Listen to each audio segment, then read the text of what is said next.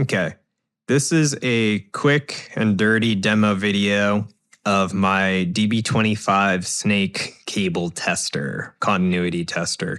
So I made this because I wanted a way to be able to just plug in a DB25 snake to one end and then change the connectors on the other end one by one and be able to check and see what channel they were wired to and if there were any backwards things or continuity missing, so on and so forth, rather than have to use a conventional continuity tester or multimeter with some sort of breakout on each end of the DB25 and test every single channel that way. This just expedites things and makes it way quicker. The input side, you have male or female XLR and TRS in the combo jack, and then you get a little Phoenix header, and that's wired for pin 1 shield, pin 2 hot, and pin 3 cold, just like an XLR would be wired. On the other side, you have individual banks of LEDs for every single channel of the DB25 connector, 1 through 8.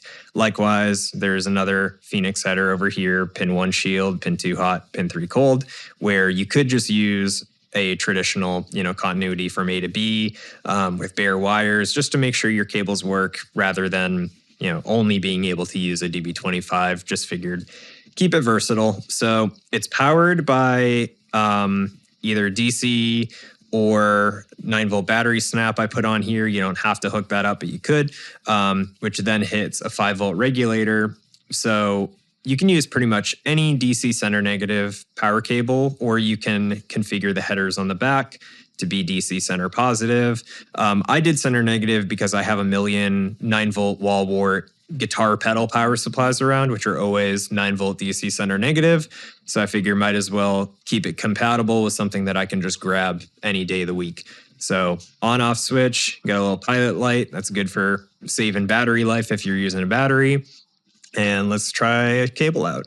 So I have this, can't get the whole thing in the video, but I have this really kind of sketchy, torn up DB25 snake that I found in our basement here at the studio.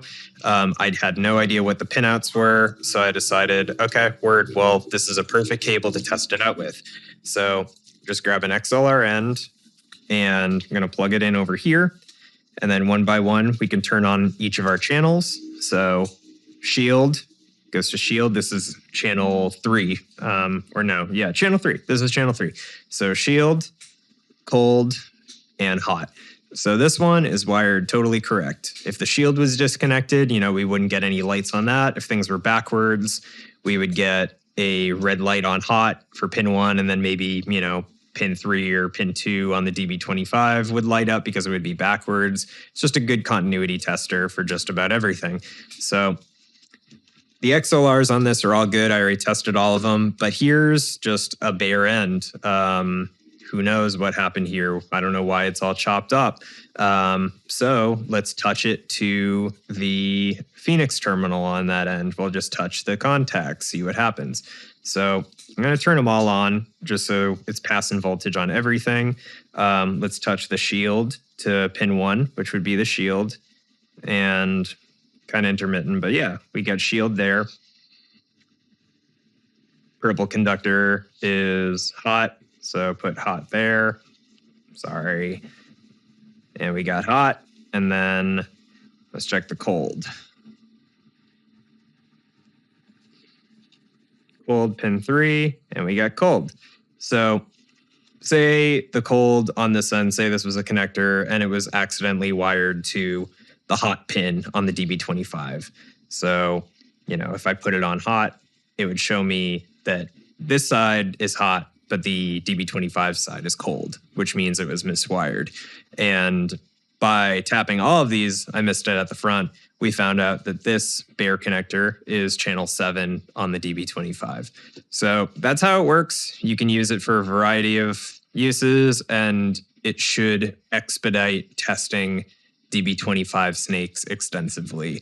Sorry for the rambling video. I don't make these very often, and hope this helps.